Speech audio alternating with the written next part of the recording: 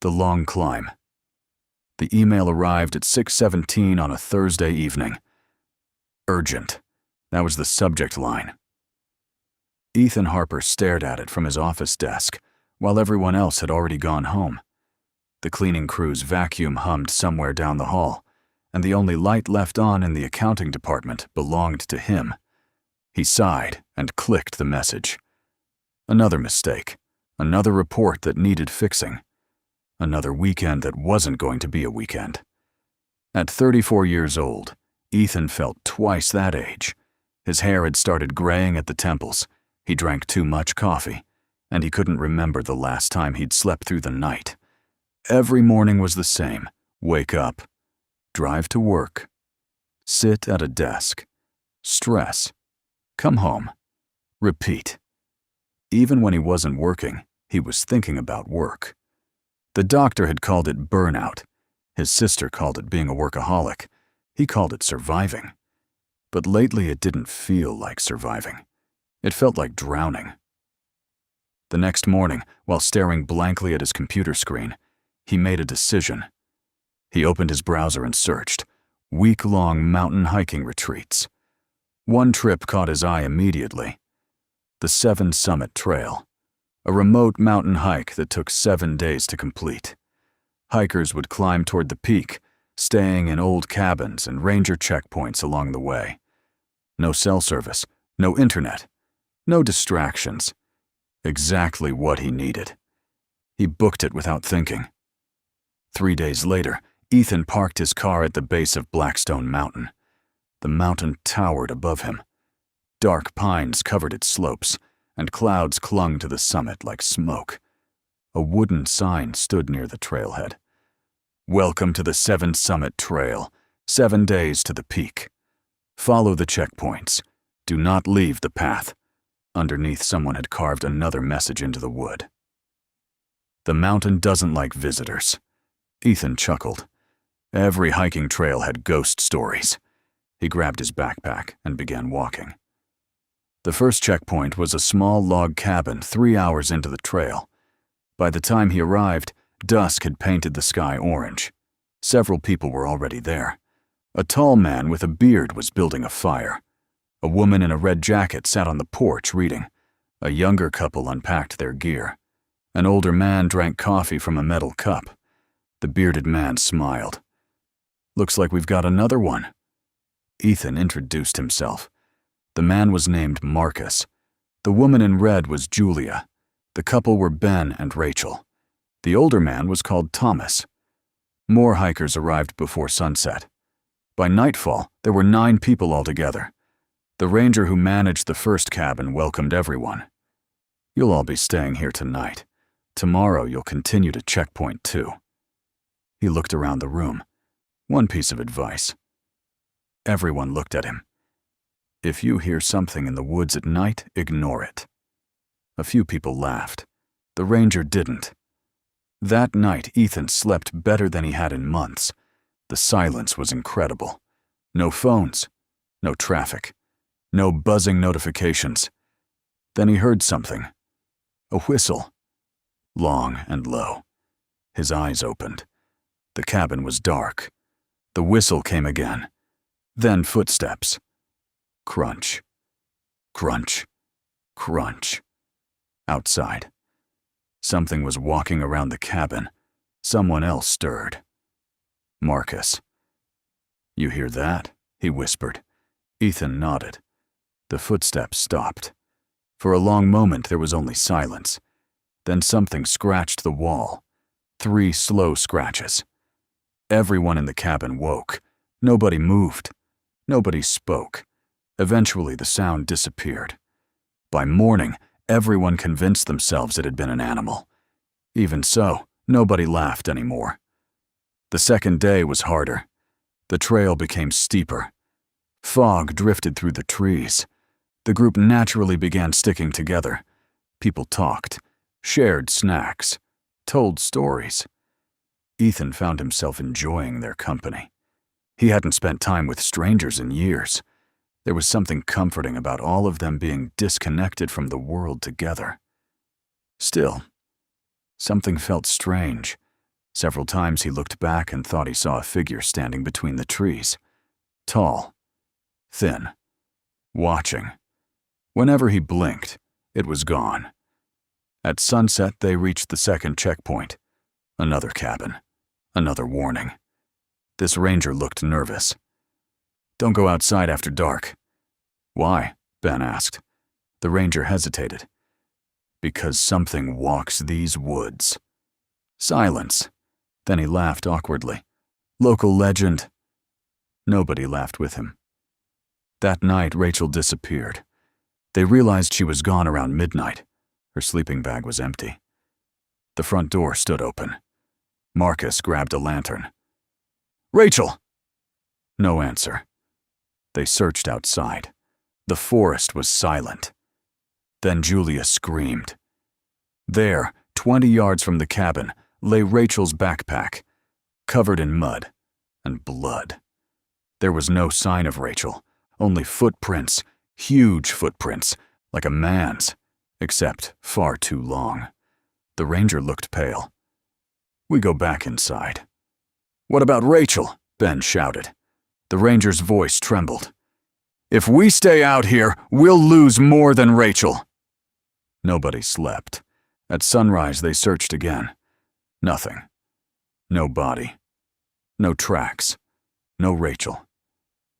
Ben wanted to turn back, but the trail behind them was 2 days long. The nearest ranger station ahead was only 1 day away. They decided to keep moving. None of them liked the decision. The third checkpoint sat near a waterfall. The cabin looked ancient. Its wood had turned black with age. Inside, they found strange carvings on the walls, pictures of people, mountains, a creature, tall, thin, long arms, a face with no eyes. Thomas stared at the carvings. "I've seen this before." Everyone looked at him. "My grandfather used to tell stories about these mountains." No one spoke.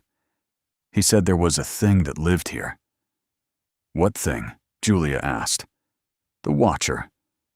Silence. He said it followed travelers, picked them off one by one. Ben scoffed. "That's ridiculous." Thomas didn't smile. He also said it hated people who climbed too high. A cold wind blew through the cabin. Somewhere outside. A whistle echoed. That night, Ben vanished. This time, nobody heard him leave. They found only his boot outside. Inside it, his foot. Julia vomited. Marcus went pale. Ethan couldn't stop shaking. This wasn't an animal. This wasn't a prank. Something was hunting them. The next morning, they turned back. Or at least they tried. After 2 hours of hiking, they reached the exact same cabin they had left. Everyone stared. Impossible. They had walked in the opposite direction. Yet somehow, they were back, Thomas whispered. "The mountain won't let us leave." Panic set in.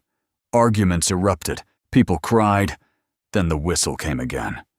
Closer. From the trees. A shape moved between the pines. Tall. Far too tall. It stepped into the fog. Its skin was gray. Its limbs stretched unnaturally long. Its face was smooth. No eyes. No mouth. Only darkness where features should have been. Then it disappeared. Everyone ran. The following days became a nightmare. Checkpoint 4. Marcus disappeared while collecting water. They found his lantern floating in the river. Checkpoint 5. One of the other hikers wandered outside during a storm. They discovered his body hanging from a tree. Checkpoint 6. The older ranger who lived there tried to protect them. The creature pulled him screaming into the darkness. Every night the group became smaller. Every night the whistle came closer. And every night Ethan wondered if he would survive until morning. He thought about work, about emails, about deadlines, all the things that had once seemed important. They didn't matter anymore. All that mattered now was staying alive. Funny how quickly priorities changed. By the 6th day, only 4 people remained: Ethan, Julia, Thomas, and another woman named Claire. The summit waited 1 day away. The creature followed. They could hear it breathing at night.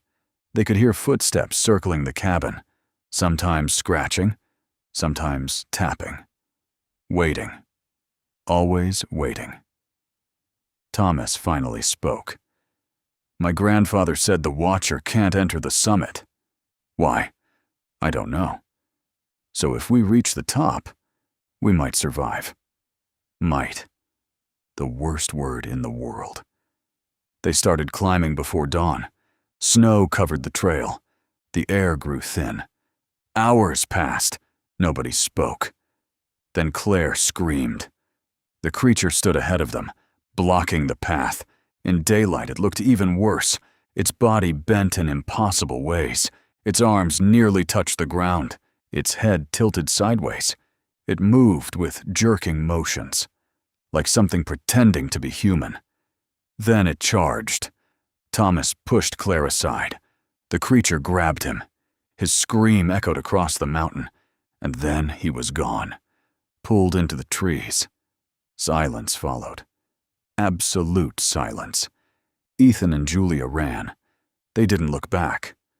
At sunset, they reached the summit. A small stone platform sat at the top. Ancient symbols covered the rocks. The sky burned orange. The world spread below them, and for the first time in days, everything became quiet. No footsteps, no whistles, no creature. They waited until morning. Nothing came. Then they saw it. Far below, standing at the tree line, watching. It did not cross onto the summit. It simply stared. Then the fog swallowed it. A rescue helicopter arrived that afternoon. The rangers had realized something was wrong when none of the hikers checked in. Ethan and Julia were taken down the mountain. The police searched for the others. No bodies were ever found. No evidence, nothing. The official report blamed accidents and exposure. Nobody believed Ethan and Julia. Eventually, they stopped telling the story. Years passed. Ethan never returned to his old job. He moved to a small town, started working part-time, learned to enjoy quiet mornings, learned that life was too short to spend entirely behind a desk. But sometimes, late at night, he hears a whistle outside his window. Long, low, familiar. And when he looks into the darkness, he always thinks he sees a tall figure standing among the trees. Watching, waiting, patient. Because some things don't stay on the mountain, and some stories never really end.